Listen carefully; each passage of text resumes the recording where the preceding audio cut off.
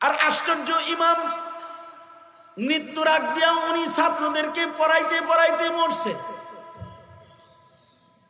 মানে মৃত্যুর আগ দিয়া উনি ছাত্রদেরকে, কেবল রুহ যখন বাইর হইতেছে তখন ইমামে আবু ইউসুফ তখনও ছাত্র পড়াইতেছে। আশ্চর্য, কি মাসালা পড়াইতেছে, হেদায়ের ভেতরে আছে। উনি মৃত্যুর আগ দিয়ে ছাত্রদেরকে প্রশ্ন করতেছে, এই ছাত্ররা, হজের সফরে যে শয়তানরে কঙ্কর মারতে হয়, শয়তানরে কঙ্কর কেমনে মারবা? 3 দিন কঙ্কর মারতে হয়। কঙ্কর কি পায়ে হাইটা যায় মারবা নাকি সরি চইরা মারবা? কোন ছাত্র কয় পায়ে হাইটা মারমু, কোন ছাত্র কয় সরিতে। ইমামে আবু ইউসুফ রহমতুল্লাহ আলাইহি মৃত্যুর আগ দিয়া ছাত্রদেরকে বলতেছে যে রমির পরে রমি আছে, ওইটা পায়দাল, অর্থাৎ প্রথম 2 দিন কঙ্কর মারবা পায়ে হাইটা, শেষের দিন কঙ্কর সরিতে চৈরাও মারা যায়। 3 দিন শয়তানরে কঙ্কর মারতে হয়, 2 দিন পায়ে হাইটা মারবা, শেষের দিন সরিতে চৈরাও মারা যায়। মাসাইল বলতে বলতে কেবল মাসালা বলা শেষ করছেন, আর আজরাইলে ওনার রুহ টান দিয়ে বের করে লয়ে গেছে। আনোয়ার শাহ কাশ্মীরি রহমাতুল্লাহ আলাইহি বলেন, ইমাম আবু ইউসুফ এত বড় বুজুর্গ ছিলেন, আজরাইল যখন ওনার রুহ কবজ করতে আসছে, তিনি যেমন আজরাইল রে দেখতেছিলেন, জান্নাতের ফেরেশতারা নিতে আইছে হ্যাগরেও দেখতেছিলেন, শয়তান যে মরার আগে ধোঁকা দিতে আইছে শয়তানরেও দেখতেছিলেন। শয়তানরে দেখা উনি ওনার ছাত্রদের কাছে শয়তানরে কঙ্কর মারার মাসলা পড়ান শুরু করছেন। আর শয়তানরে বুঝাইতেছেন, আমি কিন্তু ইব্রাহিমের সন্তান, কাছে আসবি তো কঙ্কর মারমু। মাসাইল আলোচনা করে শয়তানরে বাগায় দিছেন।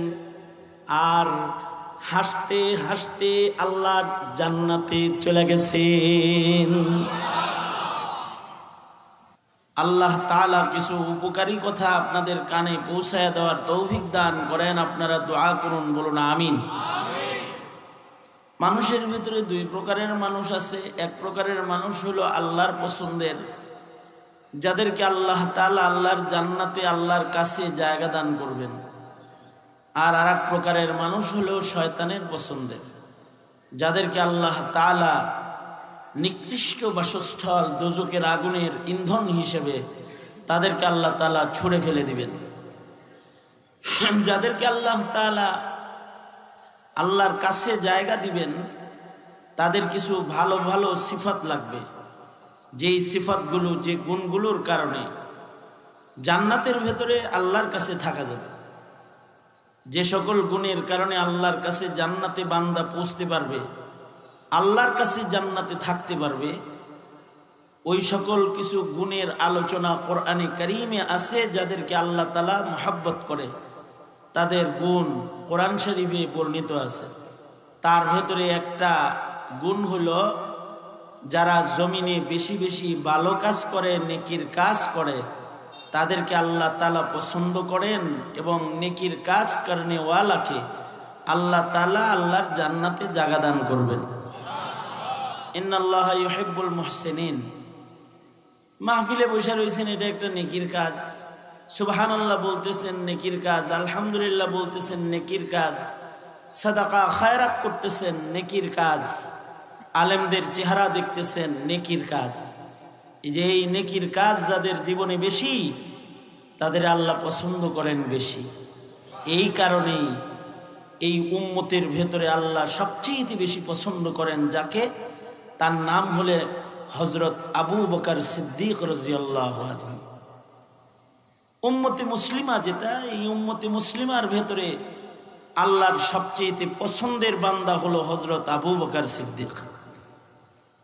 এই কারণেই আবু বকরকে আল্লাহর জান্নাতের 8 দরজা থেকে ডাকা হবে জান্নাতে ঢোকার জন্য। আল্লাহু আকবার বলেন। এক দরজা দিয়ে না, সব দরজার থেকে ডাকা হবে, আবু বকর আসো আসো। সব দরজার থেকে আবু বকরকে ডাকবে জান্নাতে যাওয়ার জন্য। কারণ আবু বকরের নেকির কাজ বেশি, আবু বকর নেক কাজকে পছন্দ করে বেশি, নেক কাজের সংখ্যা আবু বকরের জিন্দেগিতে বেশি। হযরত সিদ্দিক আকবর রাদিয়াল্লাহু আনহুর জীবনে কোনো নেকির কাজ সামনে আসছে আর উনি ছেড়ে দিছে, ওইটা তরক করছে, বর্জন করছে, এমনটি নাই। আমরা নেকির কাজ সামনে আসলেও ছাইরা দিই। হযরত আবু বকর কোনো নেকির কাজ ছাইরা দিত না। আল্লাহর রাসূল সাল্লাল্লাহু আলাইহি ওয়াসাল্লাম একদিন এরকম সাহাবীরা বসা আছে, নবীজি সাহাবীদেরকে জিজ্ঞেস করলেন, তোমাদের ভেতরে এমন কে আছো যে আজকে সাদকা করছো? হযরত আবু বকর হাত তুলে বললেন, আমি সাদকা করছি। আল্লাহর রাসূল বললেন, তোমাদের ভেতরে কে আছো আজকে নফল রোজা রাখছো? হযরত আবু বকর বললেন, আমি নফল রোজা রাখছি। আল্লাহর রাসূল বললেন, তোমাদের ভেতরে কে আছো যে আজকে কোন মুসলিম ভাইয়ের জানাজা পড়ছো? হযরত আবু বকর হাত তুলে বললেন, আমি আজকে আমার এক মুসলিম ভাইয়ের জানাজা পড়ছি। আল্লাহর রাসূল পুনরায় আবার জিজ্ঞাসা করলেন, তোমাদের ভেতরে এমন কেউ কি আছো যে আজকে ইয়াদাতুল মারিজের আমল করেছো? অর্থাৎ মহল্লায় অসুস্থ রোগী আছে, তোমাদের ভেতরে কেউ কি আছো যে রোগীর সেবা করেছো, রোগী দেখতে গেছো? হযরত আবু বকর বললেন, হ্যাঁ পয়গম্বর, আজকে আমি সকালবেলা একজন রোগী দেখে এসেছি। তার মানে হলো আল্লাহর রাসূল মুখ দিয়ে যে আমলটাই উচ্চারণ করেন সে আমলটা হযরত আবু বকর করছে। এমন কোনো আমল নাই যেটা আবু বকরের ছুঁইটা যায়। এ কারণেই হযরত আবু বকরকে আল্লাহর জান্নাতের ৮ দরজার থেকে, নামাজ দরজা, রোজার দরজা, হজের দরজা, যাকাত দরজা, সব দরজার থেকে ডাকা হবে, আবু বকর জান্নাতে আসেন। এ কারণে যাদের জীবনে নেকি বেশি তারা আল্লাহর পছন্দের, তারা আল্লাহর জান্নাতে যাবে সহজে। আমাদের জীবনে কি নেক বেশি না কম, এইটার হিসাব করার সুযোগও তো আমাদের হয় না। আমাদের জীবনে নেকি বেশি না গুনাহ বেশি, এটা কখনো চিন্তা করা অথবা এটার একটা হিসাব করা, এইটা আমাদের সুযোগ হয় না। কিন্তু আমাদের টাকার হিসাব ঠিকই আছে। অমুক জায়গায় এত কাঠা জমি আছে, অমুক জায়গায় 3 তলা আছে, অমুক ব্যাংকে এত টাকা আছে, সব হিসাব আছে, ঠিক না? আছে না? বিকাশে কয় টাকা আছে তাও হিসাব আছে, ডেলি চেক করতেছে। নিয়ে গেল নাকি কেউ আবার চার্জ মার্জ কাইটা? নিজের অ্যাকাউন্টে কয় টাকা আছে তার হিসাব আছে, টাকার হিসাব আছে, জমিনের হিসাব আছে। কিন্তু আমাদের জীবনে এই হিসাব নাই যে আমাদের আমলনামায় কয়টা নেকি আছে। এই হিসাবটা আমাদের জিন্দেগিতে নাই। যাদের জীবনে এই হিসাব নাই তারা আল্লাহর পছন্দের নয়। আল্লাহর পছন্দের হলো তারা যাদের এই হিসাবগুলা আছে এবং নেকি করার প্রবণতা তাদের খুব বেশি। আবু বকরের পরেই এই উম্মতের সবচেয়ে দামি মানুষের নাম হলো হযরত ওমর রাদিয়াল্লাহু আনহু। হযরত ওমরের নেকির সংখ্যা কিরকম? হযরত উম্মুল মুমিনিন হযরত আয়েশা সিদ্দিকা রাদিয়াল্লাহু আনহা একদিন আল্লাহর রাসূলের চন্দ্রিমা রাতে জিজ্ঞাসা করলেন, ওগো আল্লাহর নবী, আকাশে কত তারা আছে, কত তারা? কোনো মানুষের সাধ্য নাই যে আকাশের তারা গণনা করবে। উম্মুল মুমিনিনের একটা আশ্চর্য প্রশ্ন, ওগো আল্লাহর নবী, আপনার উম্মতের ভেতরে এমন কোনো মানুষ কি আছে নাকি আকাশের তারা যেমন মানুষ গুনতে পারবে না, আপনার উম্মতে কি এমন কেউ আছে যার নেকি ফেরেশতায় গুনতে পারবে না? সুবহানাল্লাহ। আগামীকালকে বললেন সুবহানাল্লাহ বললে কি গুনাহ হবে না নেকি হবে? আওয়াজ করে বলেন সুবহানাল্লাহ, জোরে বলেন সুবহানাল্লাহ, বলেন আওয়াজ করে আলহামদুলিল্লাহ। নেকি হয়েছে না গুনাহ হয়েছে?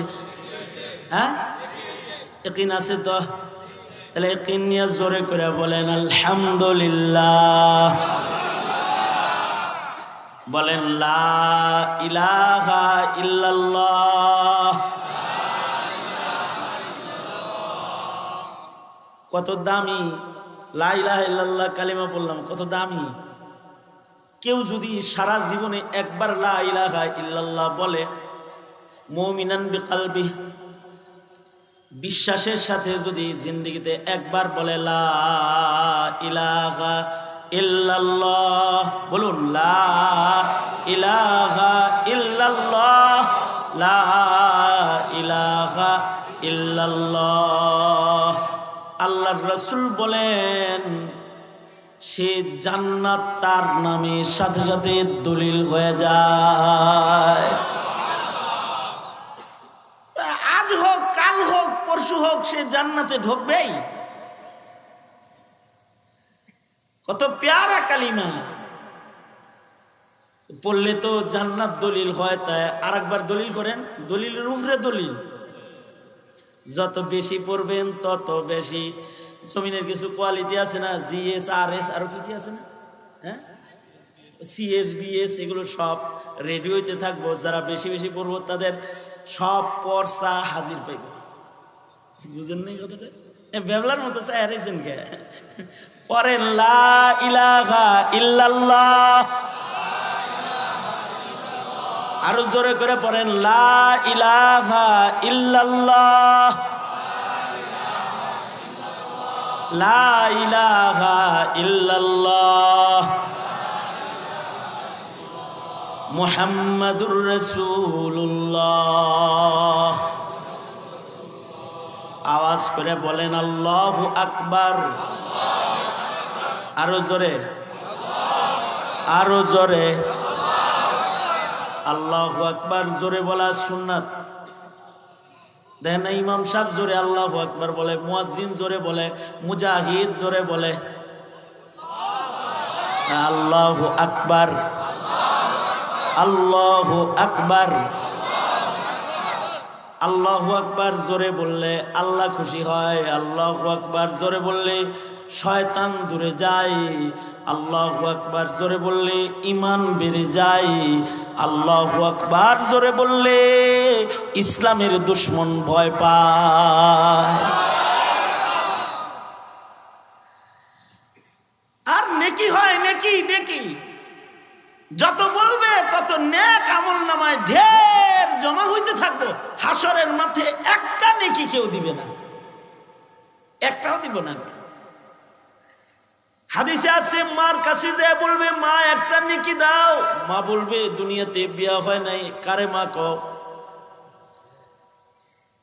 ভাইকে বলবে ভাই একটা নেকি দাও, বলবে আমার তো কোনো ভাই নাই।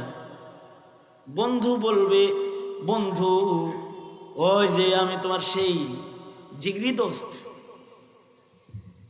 ওয়ান পিস নেকি ধার দাও। হ্যাঁ, আমার কোনো দোস্ত মস্ত নাই, কে নিজের চিন্তায় আসি ভাই। যাও, ইয়াউমা ইয়াফিরুল মারউ মিন আখিহি ওয়া উম্মিহি ওয়া আবিহি ওয়া সাহিবাতিহি ওয়া বানিহি। কেউ কাউরে পরিচয় দিবে না। একটা নেকির জন্য কেউ কাউকে পরিচয় দিবে না, ধার দিবে না, সহযোগিতা করবে না। নেকির বড় দাম। এ যার নেকি বেশি সে আল্লাহর পেয়ারা বেশি। আল্লাহর রসুল বলে আমার উমরের নেকি বেশি। আল্লাহর রসুল বলে আয়েশা আমার উম্মতের ভিতরে আমার উমরের নেক এত বেশি, আকাশের তারা মানুষের সাধ্য নাই গুণে, ফিরিস্তার সাধ্য নাই আমার উমরের নেকি গুণে। নেককার সাহাবীরার নেকির কাজ বেশি, উমরের পরে ওসমানের নেকি বেশি। হযরত ওসমানের এত নেক যে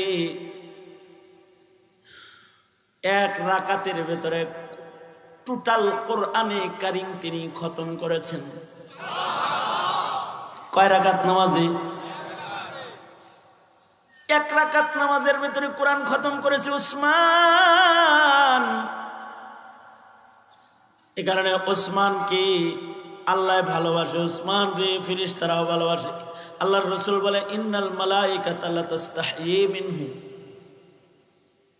ওসমান রে দেখলে ফেরেশতারা কাতার কাতার হয়ে দাঁড়ায় যায়। এত নেক ওসমানের, এত পবিত্রতা। ওসমানের বড় দাম, কারণ এক রাকাতে খতম করে কোরআন। এক রাকাতে সাহাবীদের ভেতরে যারা এক রাকাতে কোরআন খতমকারী তাদের ভেতরে হযরত ওসমান, হযরত উবাই ইবনে কাব রাদিয়াল্লাহু আনহু, হযরত তামিমে দারি রাদিয়াল্লাহু আনহু, নবীজির কনিষ্ঠ এক সাহাবী। এক রাকাত নামাজের ভেতরে টোটাল কোরআন খতম করতেন। কত নেকি এক রাকাত নামাজে দাঁড়ায় কোরআন মজিদ শেষ করে লাইছে। আমাদের জীবনে সারা জীবনে এক খতম কোরআন মজিদ নাই, জিন্দেগি শেষ হয়ে গেছে, কিন্তু আল্লাহর কালামের একটা খতম করে নাই। সারা জীবন পার করছে, কোরআন মজিদ খতম করে নাই। আর হযরত ওসমান রাকাতে রাকাতে কোরআন খতম করেছে। নেকি কত বেশি! সাহাবীদের ভেতরে আব্দুল্লাহ ইবনে আমর ইবনুল আস রাদিয়াল্লাহু আনহু নবীর এক সাহাবীর নাম, যা সারা জনম ভর যিনি নফল রোজা করছে। আমগোর ভেতরে ফরজ রোজা করার অভ্যাস নেই। রোজার মাসে রাক্ষসের লাহান খায়। রোজা আইতেছে, কেউ তো খুশি হইতেছে আর দোয়া পড়তেছে, আল্লাহুম্মা বারিক লানা ফি রাজাবা ওয়া শাবান ও বাল্লিগনা রমাদান। আর কিছু আছে খালি ডাক্তারের কাছে যাইতেছে, কোন রকম নি ডাক্তারের দিয়ে নিজের রোগী লেহান যায়। তাহলে বাসায় ইচ্ছা মতো খাওয়ান যায়। বউরে কইবা আমি রোগী, তোমরা রোজা আমি খামু। ডাক্তারে দিয়ে কোন রকম লেখাইতে পারলে রোজা বাঙ্গার লোক আছে। ফরজ রোজা করার আদত আমাদের নাই, আর নফল রোজা তো বহুত দূরের কথা। আর আব্দুল্লাহ ইবনে আমর ইবনুল আস রাদিয়াল্লাহু আনহু শুধু নিষিদ্ধ দিবসগুলোতে রোজা রাখতেন না, যে দিনগুলোতে আল্লাহ রোজা রাখতে নিষেধ করেছে, এছাড়া সারা বছর নফল রোজা রাখতেন। সারা বছর তিনি রোজা রাখতেন। শারিহুল বুখারী বদরুদ্দিন আইনি রহমতুল্লাহি আলাইহি লিখেন, ৭৯ বছর বয়স হয়ে গেছে, এখন ডাক্তারে উনাকে বলে আপনি বয়োবৃদ্ধ, দেহ দুর্বল, নফল রোজা এত রাখার দরকার নাই। তো উনি বলে নবীর কাছ থেকে লেখাইছি, জান থাকতে বাদ দিতেছি না। উনি বলতেন আমার দেহ দুর্বল কিন্তু আমার ঈমান সবল। শরীর দুর্বল আছে কিন্তু ঈমান আছে, ঈমানি শক্তি আছে। প্রতিদিন রোজা রাখতেন। বদরুদ্দিন আইনি বলেন, যেদিন ওনার ইন্তেকাল হয়েছে তখনও উনি রোজা ছিলেন।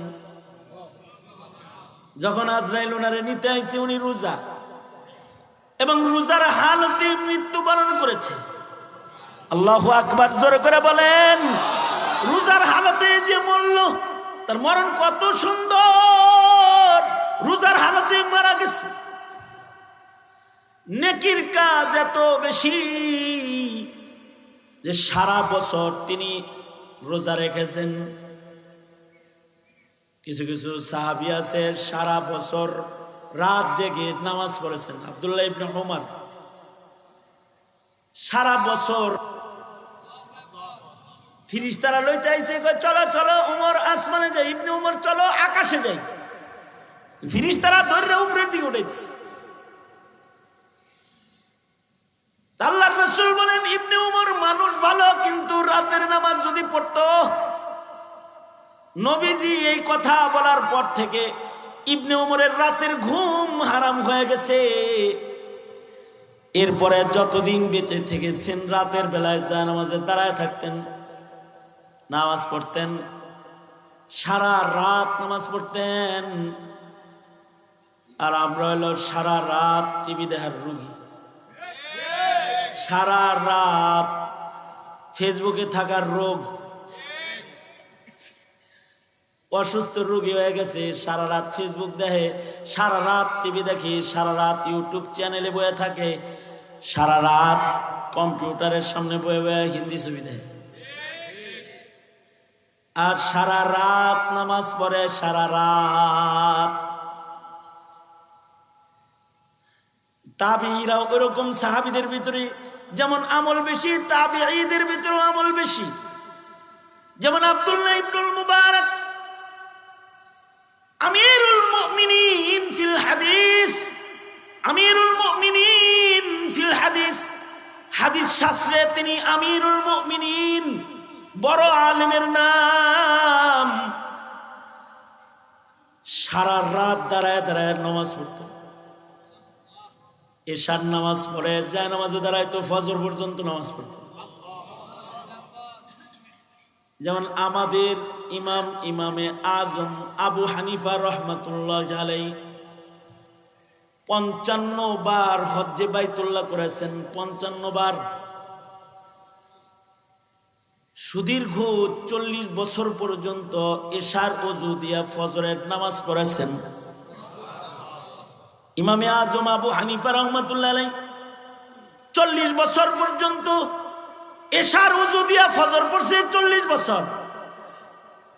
আর এমন খবিস খন্নাস পাওয়া যাইব মুসলমানের সমাজে 40 বছরে একদিনও ওযু করে নেই, ঠিক না? আমাদের এলাকায় না, এটা অন্য এলাকায় আছে, তাই না? 40 বছর পর্যন্ত একবার ওযু করে নেই। আমি গেছি একটা ওসিয়তের জানাজা পড়াইতে, একসাথে হজ্জে বাইতুল্লাহ করছি এক হাজী সাহেবের লগে। তো উনি আমাকে বলে আরাফার মাঠে, হুজুর আমি মইরা গেলে গা আমনে আমার জানাজা পড়াইবেন। আজীব জায়গায় দরখাস্ত করছে, আর এমন কান্না কানতেছে যে আমি দুর্বল হয়ে গেছি। আমি বললাম, হ্যাঁ আমি যদি দেশে থাকি তাহলে আমি জানাজা পড়াবো ইনশাআল্লাহ। তো এই মিয়া এ আল্লাহর বান্দা এগ্রিকালচার ইঞ্জিনিয়ারিং ইনস্টিটিউটে বড় কর্মকর্তা, সরকারি অফিসার ছিল, বড় নেককার মানুষ ছিল। সে তার অ্যাকাউন্টের ভেতরে আমার যাতায়াতের খরচ রেখে দিত। ছেলেদেরকে বলতো যে এই টাকাটা, জীবনের শেষ ভাগে যখন অসুস্থ হয়ে গেছে তখন বলতে, এই টাকাটা মৌলানা সাহেব যদি বিদেশে থাকে আর যদি 6 ঘন্টার ভিতরে হেরে আনন্দ যায় তাহলে বিমান ভাড়া লাগে, টাকাটা রেখে দিলাম, হেরে লয়ে আইস, কিন্তু জানাজা হেরে দিয়ে পড়াইছে। ভক্তি। আমি সম্ভবত সিলেটের ওই দিকে কোনো প্রোগ্রামে ছিলাম, আর তার সন্তান ফোন দিয়া বলল যে আব্বা মারা গেছে। তা আমি তার জানাজার নামাজ পড়ার জন্য গেছি, পড়ানোর জন্য, জানাজা পড়াইতে গেছি, সেই ময়মনসিংহ জানাজা পড়াইতে গেছি। আশ্চর্য, জানাজা পড়াইলাম আমি। এই জানাজার মাঠে একজন প্যান্ট শার্ট পরা, অবশ্য শীতের দিন, বয়ে রইছে, কান্দে মাইয়েতের জন্য, কিন্তু জানাজা পড়ে না। আমার সন্দেহ হয়েছে হয়তো মাইয়েতের সাথে তার সম্পর্ক ভালো, তাই কাঁদতেছে, মগার মনে হয় মুসলমান না। এ কারণে সবাই জানাজা পড়লেও হে জানাজা পড়ে না। থাকে না অনেক সময় দোস্তি, এ ধারণা করছি এরকম কিছু। আমি জানাজা টানাজা পড়ায় আমি কাছে যা তারে চেক করবার লাগছি, ডাইরেক্টও কিছু কইবার সাহস হয় না। বললাম আসসালামু আলাইকুম, ওয়ালাইকুম আসসালাম। ভাইজানের নাম সুন্দর, এমন একটা নাম বলছে মুসলমানের নাম, মুসলমান। তাই আমি বললাম সবাই মিলা জানাজা পড়লাম, আপনি পড়লেন না কেন? তেলে বাগানে জ্বলে উঠছে, এ আপনারা হুজুররাই পেছ লাগান নিয়ে। আমি কি কেন, কি হয়েছে? জানাজা পড়া এটা হলো কেফায়া নামাজ, এটা সবার পক্ষ থেকে দু একজনে পড়লে হয়ে যায়। আপনি জানাজা পড়লাম না এই জন্য আমাকে অ্যাটাক করছেন আপনি। ভাই অ্যাটাক করি নাই, জানাজা পড়লে অনেক সওয়াব। সাহাবীরা জানাজা পড়তে না পারলে আফসোস করছে, আর নবীজি সাহাবীদেরকে জানাজা পড়েছো কি না এটা জিজ্ঞাসা করছে। একটা মুসলমানের জানাজা পড়লে আল্লাহর রাসূল বলছেন এক কিরাত সওয়াব দেওয়া হয়। সাহাবী বলে মাল কিরা ইয়া রাসূলুল্লাহ, ওগো আল্লাহর নবী এক কিরাত সওয়াব কাকে বলা হয়? আল্লাহর রাসূল উহুদ পাহাড় দেখায় কয় উহুদ পাহাড় যত বড় এক কিরাত সওয়াব অত বড়। সাহাবীরা এটা শুইনা জানাজা যারা পড়ে নাই আফসোস করছে। তারা আপনি এনে সামনে জানাজা পড়ি আপনি পড়েন না, তাই আপনারে কই। পরে একজন আমারে কয় হে জীবনে ওযু করছেনি, হেরে জানাজার কথা কোন ওযু, হেরি আত্মীয়। ওই কখন কি আপনি কয় ও ওযু জানে না, ও জানাজা পড়ব কি? আমাদের তো 40 বছরের ভেতরে ওযু নাই। আর ইমামে আজম ইমামুনা ইমামে আবু হানিফা রাহমাতুল্লাহ আলাইহি সুবহানাল্লাহ বলার লাগে রেডি হয়ে বসে, আগেই না 40 বছরের ভিতরে রাতের বেলায় ওনার ওযু নষ্ট হয় নাই, দু একবার হয়তো হয়েছে, করে নিছে, কিন্তু অধিকাংশ রাত জিন্দেগি 40 বছর ওনার এমন গেছে যে এশার ওযু দিয়া উনি ফজরের নামাজ পড়েছে। একদিন ইমামে আজম মসজিদে গেছে এশার নামাজ পড়তে, যা দেখে ইমাম সাহেব সূরা জিলজাল তেলাওয়াত করতেছে, ফামান ইয়ামাল মিসকালা যাররাতিন খায়রান ইয়ারাহ ওয়া মান ইয়ামাল মিসকালা যাররাতিন শাররান ইয়ারাহ। এটা শোনার পরে হযরত ইমামে আজমের পা থরথর করে কাঁপা শুরু হয়েছে। ওনার টেনশনে ধরছে যে আজকে রাত্রে যদি আমার মৃত্যু হয় তাহলে আজ রাতটা আমার জীবনের শেষ রাত, আর আমার জীবনে যার নেকির কাজ করবো ওইগুলো ছোট হইলেও আমলনামায় জমা থাকবো।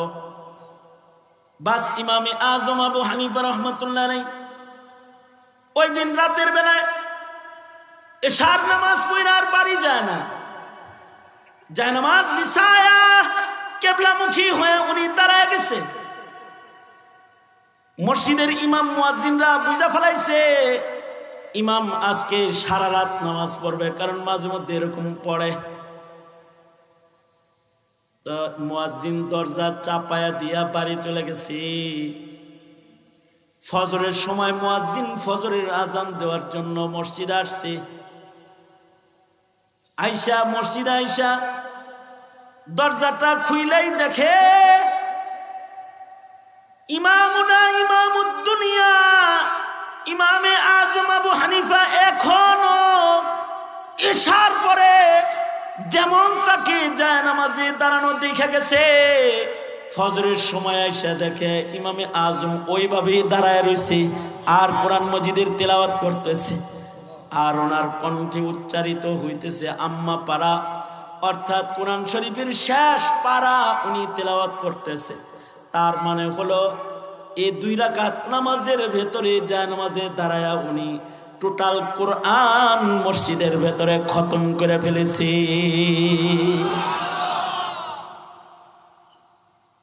এদের হলো নেকির কাজ বেশি, আর আমাদের হলো গুনাহের কাজ বেশি।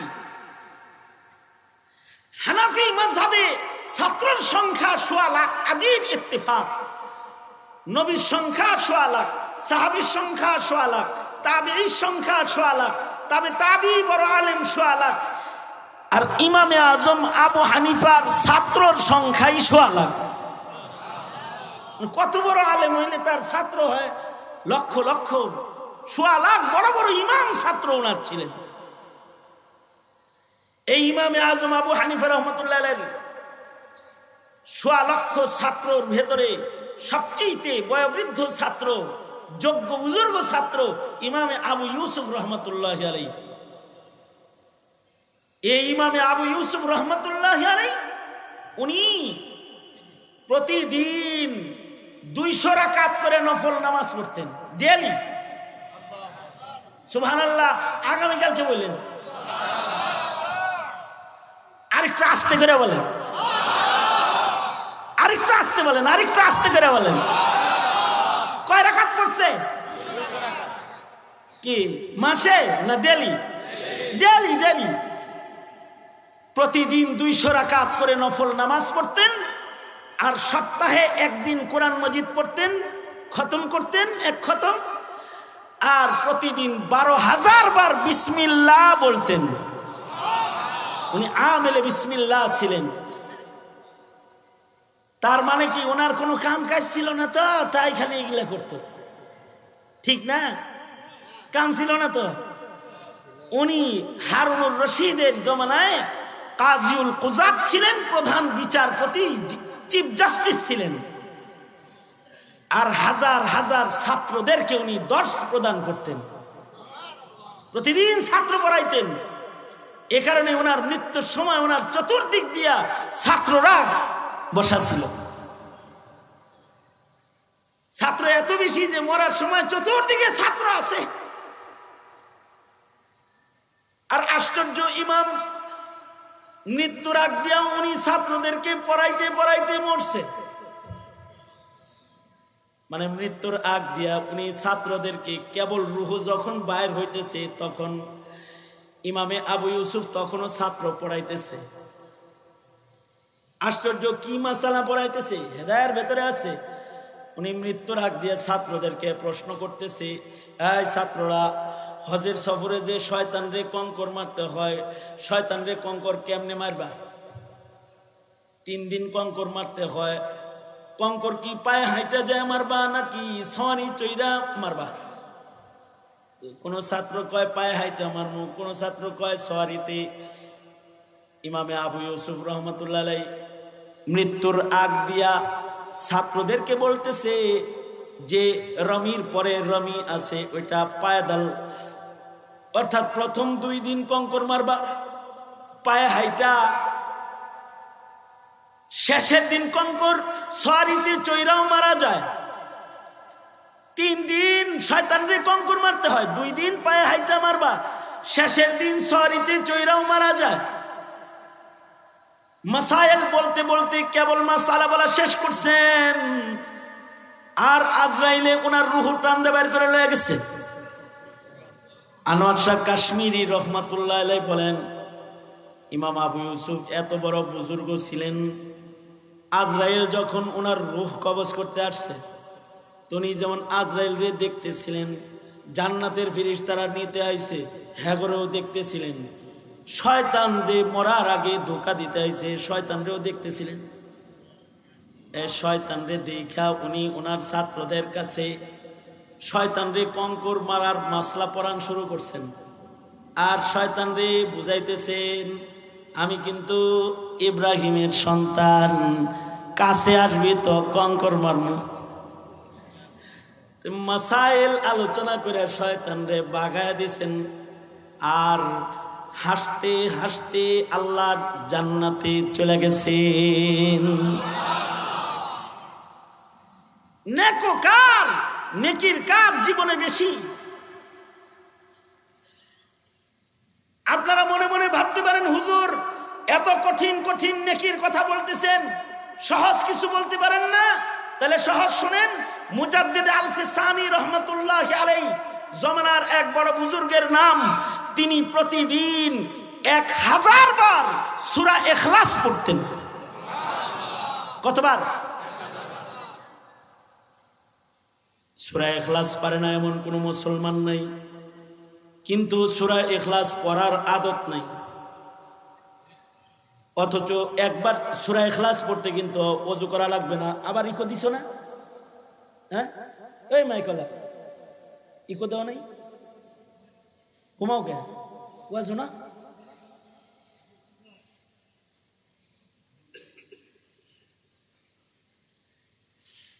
ওয়াজ মাহফিলে গাফেল শ্রোতাদের একদল হলো মাইকলা, এরা মাইক চালায়, ওয়াজ শুনে না।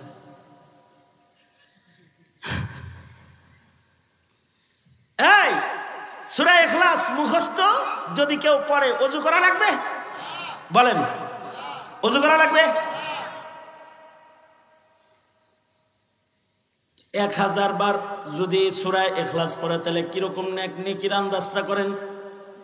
হাদিস শরীফে আছে একবার সূরা ইখলাস পড়লে 10 পারা কোরআন পড়ার সওয়াব। হয় নাই? আরো জোরে আওয়াজ করে বলেন। কয়বার পড়লে 10 পারা? নবী বলে 2 বার পড়লে 20 পারা, 3 বার পড়লে 1 খতম, 6 বার পড়লে 2 খতম, 9 বার পড়লে 3 খতম, 10 বার পড়লে জান্নাতে বাড়ি। 10 বার সূরা ইখলাস পড়তে টাইম কিরকম লাগতে পারে? একবার সূরা ইখলাস পড়তে সময় লাগবে 12 সেকেন্ড থেকে 15 সেকেন্ড। বিসমিল্লাহির রহমানির রহিম। কুল হুয়াল্লাহু আহাদ আল্লাহুস সামাদ লাম ইয়ালিদ ওয়া লাম ইউলাদ ওয়া লাম ইয়াকুল লাহু কুফুয়ান আহাদ। 10 সেকেন্ড। যদি ধীরে ধীরে পড়ে তাহলে 15 সেকেন্ড। যদি একবার পড়তে 15 সেকেন্ড লাগে, 10 বার পড়তে সর্বোচ্চ 2.5 থেকে 3 মিনিট। আরো নিম্নে পড়া যায়, তাজবিদ সহ পড়বে। 10 বার সূরা ইখলাস পড়বে, মাত্র 2 মিনিট 20 সেকেন্ডের ভিতরে শেষ হয়ে যাবে। তার মানে জান্নাতের ভেতরে একটা বাড়ি বানাইতে মুসলমান মুমিনের টাইম লাগে মাত্র 2.5 মিনিট। আর দুনিয়াতে একটা বাড়ি করতে কিরকম টাইম লাগে? হ্যাঁ, 30 বছর চাকরি করে 2 তলা বিল্ডিং বানাইছে, তাও এটা ভূমিকম্প আইলে নড়ে চড়ে, ঠিক না? 10 বছর 5 বছর বিদেশ করে একটা বাড়ি বানাইছে, তাও এটার প্ল্যান নষ্ট হয়ে রয়েছে। মানে সিঁড়ি দিব এক জায়গা দিয়ে দিছে, আর এক জায়গা দিয়ে বারান্দা হইব এক জায়গায়, বাথরুম দিছে সেই জায়গায়। এত কষ্টের বাড়ি, এটার কোনো ডকশক নাই।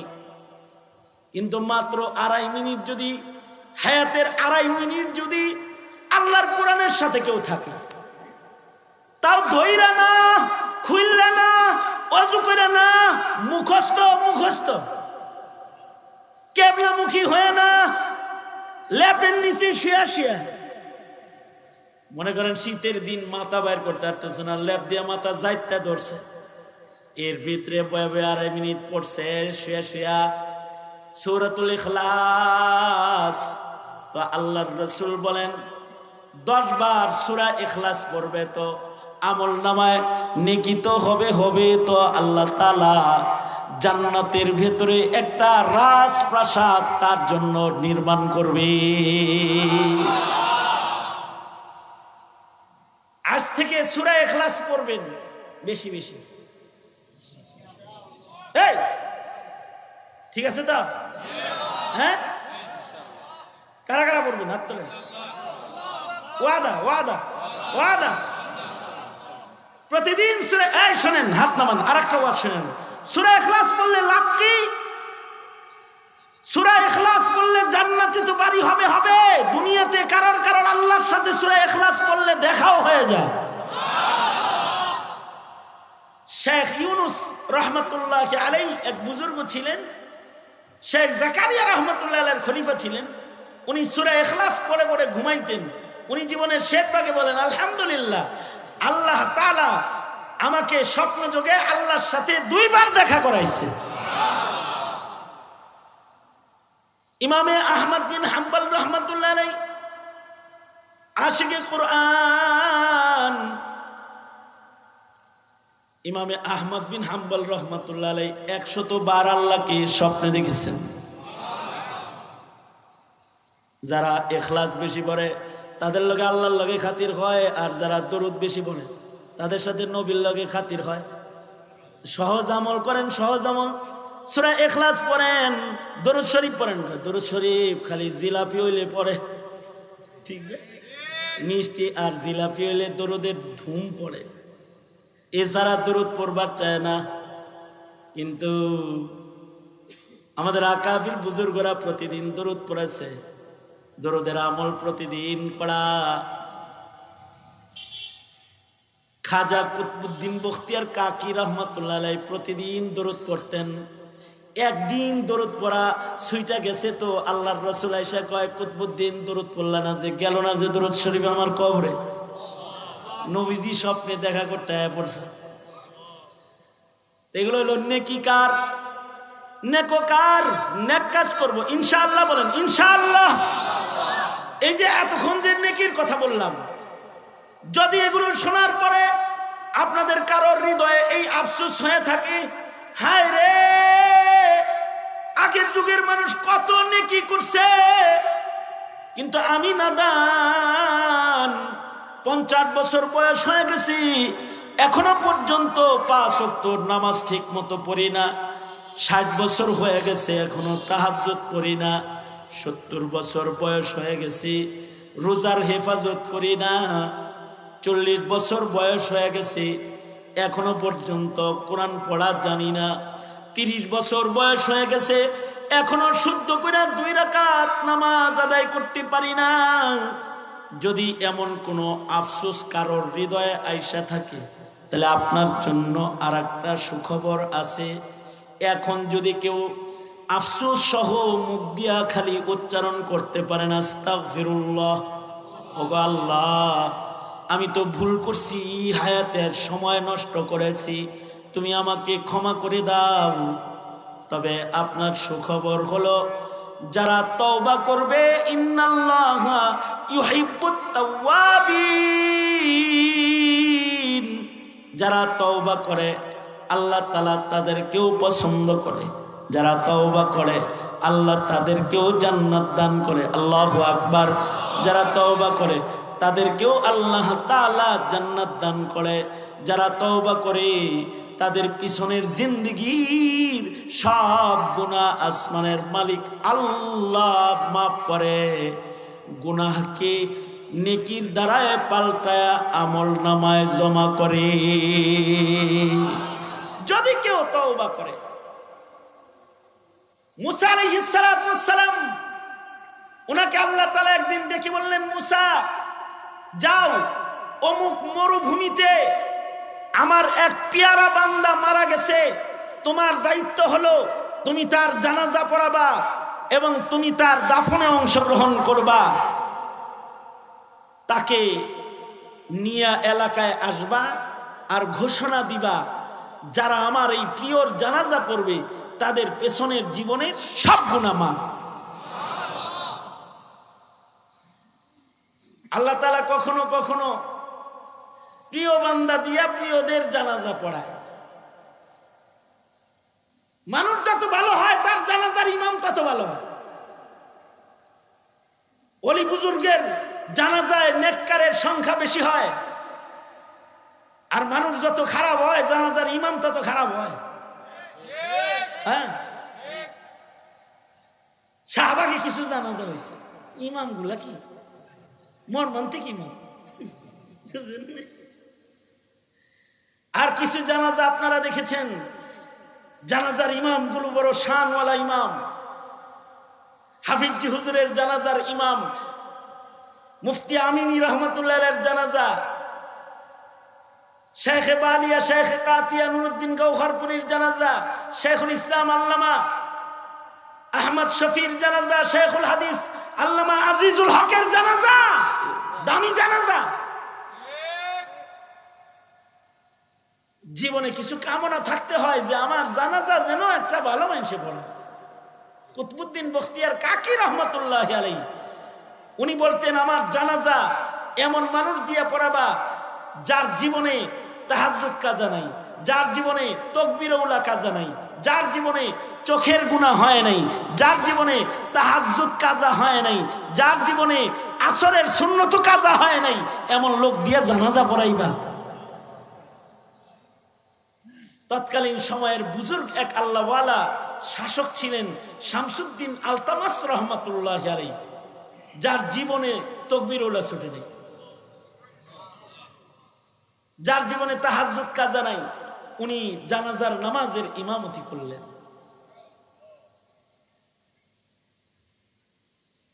ইব্রাহিম আদহাম রহমতুল্লাহ আলাইহি একবার তবলিগে গেছে। এই সামনে বিশ্ব ইজতেমা আসতেছে তবলিগের,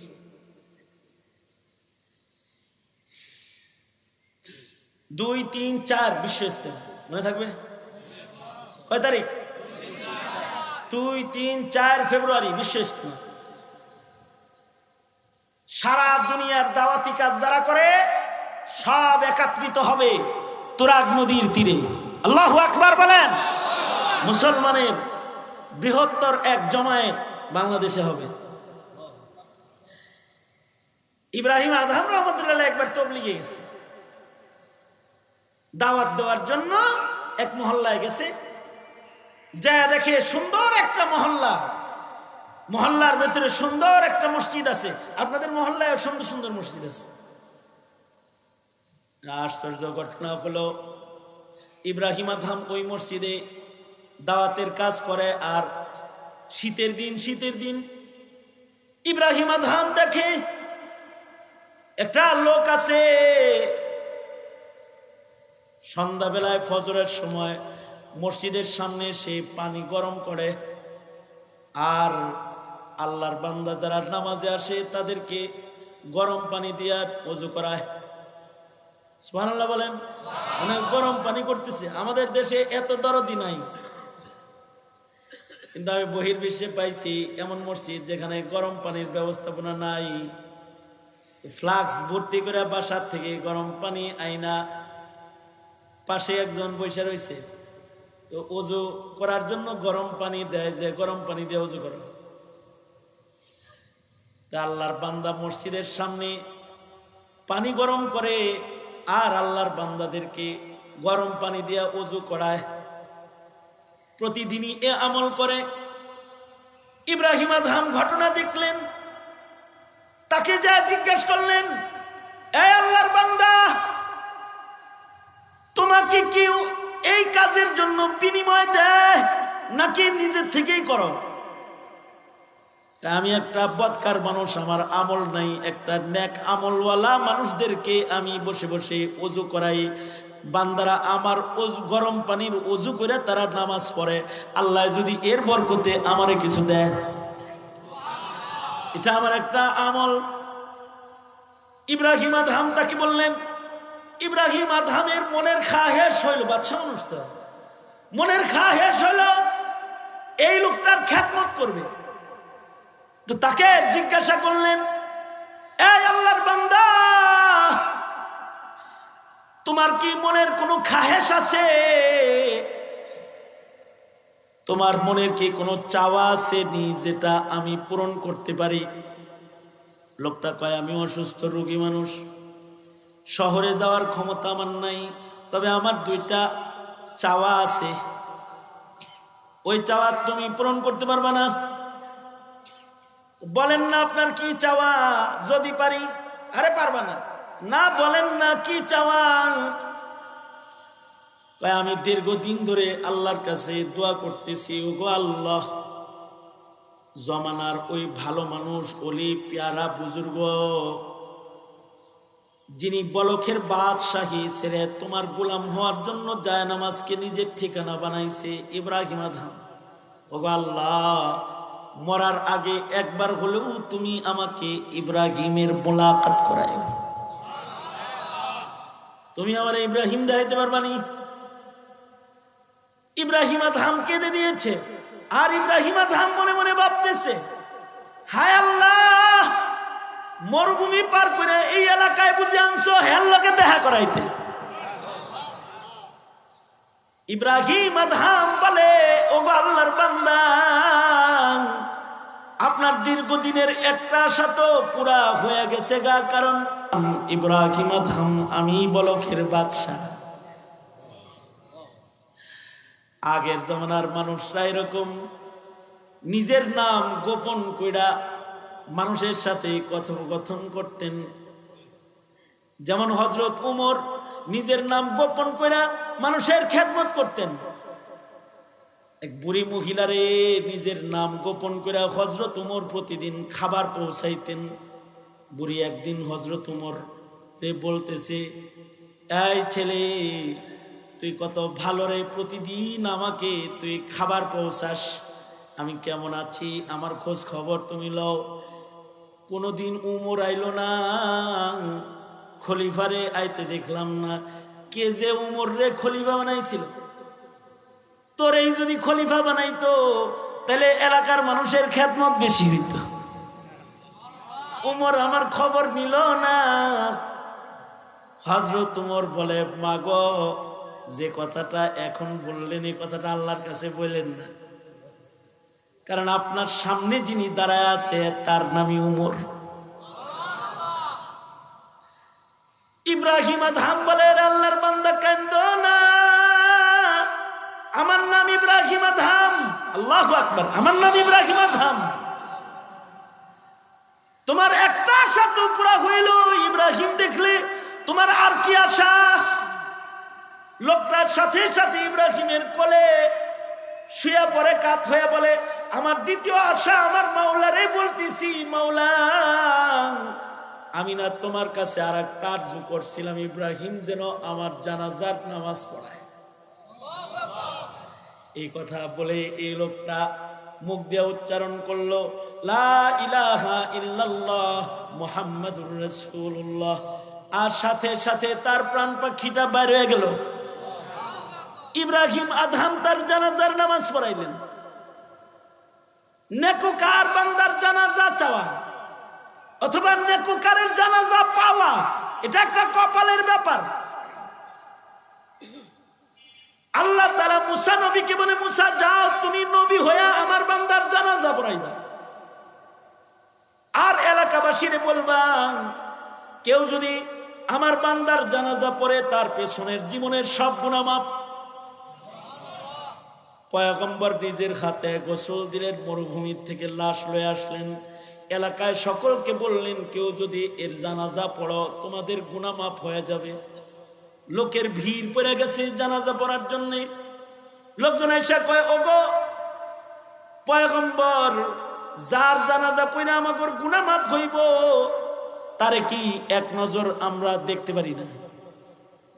অবশ্যই দেখবে। কাফন সরায়ার লোকটাকে দেখানোর জন্য যখন কাফন সরাইছে, এলাকার লোকেরা দেখা কয়, ওগো আল্লাহর নবী, এ তো ওই যুবক যাকে আমরা ফাসেক হিসেবে এলাকার থেকে বাইর করে দিছি কয়েক বছর আগে। মুসা আলাইহিস সালাম বলে, আল্লাহর প্রিয় হয়ে গেছে সে। কিন্তু কেমনে আল্লাহর প্রিয় হইল? পয়গম্বর আল্লাহ কি বলে, আল্লাহ যারা এলাকার লোকেরা তার পাপের কারণে অবাঞ্ছিত ঘোষণা করে বের করে দিছে, সে তোমার এত প্রিয় কেমনে হইল যে তার জানাজা পড়নে ওয়ালাকেও তুমি মাফ করে দিবাই? আল্লাহ বলে, মুসারে, তারে যখন তার এলাকার লোকেরা তাড়ায় দিছে, সে কয়েকটা ছাগল লইয়া মরুভূমিতে আসছে। দিনের বেলায় ছাগল চড়ায়, সন্ধ্যা বেলায় ছাগলের দুধ পান করে আমার গোলামি করে। এই মরুভূমিতে সে অসুস্থ হয়ে পড়েছে, সেবা করার তার কেউ নাই।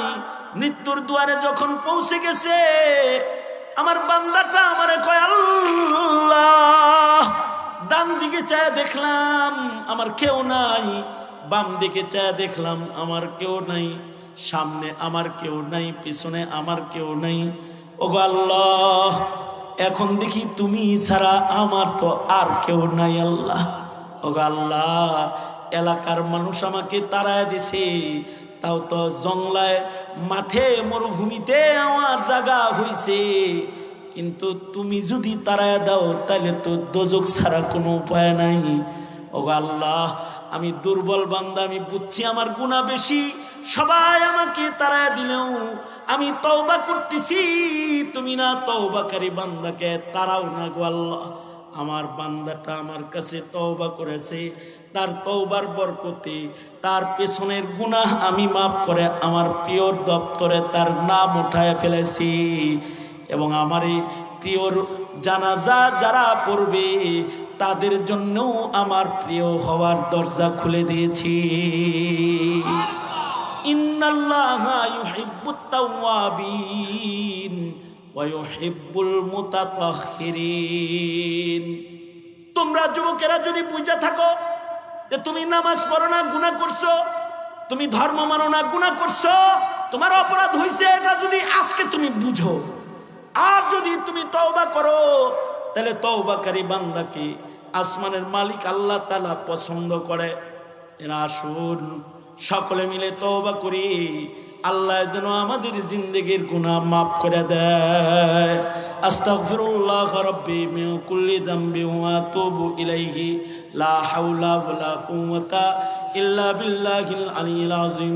আস্তাগফিরুল্লাহাল্লাযী লা ইলাহা ইল্লা হুয়াল হাইয়ুল কাইয়্যুম ওয়া আতুবু ইলাইহি। আস্তাগফিরুল্লাহাল্লাযী লা ইলাহা ইল্লা হুয়াল হাইয়ুল কাইয়্যুম ওয়া আতুবু ইলাইহি। আলহামদুলিল্লাহি রাব্বিল আলামিন।